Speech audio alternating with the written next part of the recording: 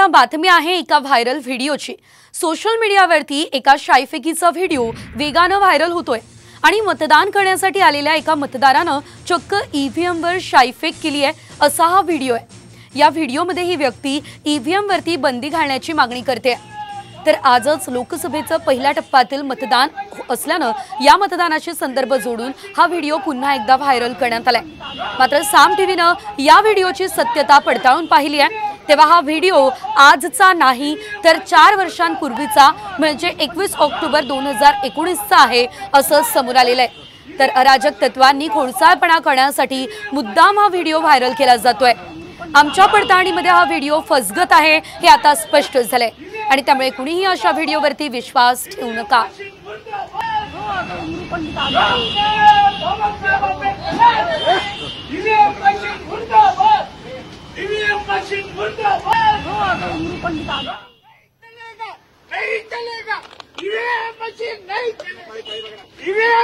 या संदर्भात आपण अधिकचे अपडेट घेऊयात आमचे प्रतिनिधी पराग ढोबळे यांच्याकडून। पराग, आपण बघतोय हा व्हिडिओ सोशल मीडियावरती तुफान व्हायरल झाला, मात्र या व्हिडिओ मागची नेमकी सत्यता काय आहे, काय समोर आलेलं आहे?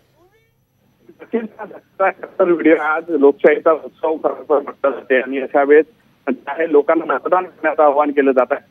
मात्र गेल्या काही दिवसांपासून पाहतो की ईव्हीएम विरोधात मोठ्या प्रमाणात जो आहे जो शंका उपस्थित केल्या जाते आणि आंदोलन होत आहे आणि जाणीवपूर्वक जो आहे हा व्हिडिओ सोशल मीडियावर जो आहे व्हायरल करण्यात आला। त्याला उत्तर नागपुरातून हा व्हिडिओ असल्याचं नाव देण्यात आलं। जिल्हाधिकारी यांच्याशी सुद्धा विचारणा करताना त्यांनी सांगितलं का हा व्हिडिओ 2019 असल्याची जी आहे ती माहिती समोर आली आहे। त्यामुळे कुठेतरी जाणीवपूर्वक लोकांमध्ये संभ्रम निर्माण करण्यासाठी अशा पद्धतीचे व्हिडिओ जे आहे काही मतदारांचे येते जेणेकरून मतदानावर परिणाम पडावा असा सगळा प्रकार जो आहे तो निश्चितच पराग, त्यामुळे सोशल मीडियावर व्हायरल होणाऱ्या प्रत्येक गोष्टीवरती विश्वास ठेवणं चुकीचं आहे। धन्यवाद दिलेल्या या सर्व माहितीसाठी। तर आपण बघतोय हा व्हिडिओ मात्र 4 वर्षांपूर्वीचा आहे। साम टीव्हीने या व्हायरल व्हिडिओ मागचं सत्य तपासून काढलेलं आहे। ईव्हीएम वरती शाईफेक केल्याचा हा व्हिडिओ तुफान सोशल मीडियावर व्हायरल झालाय।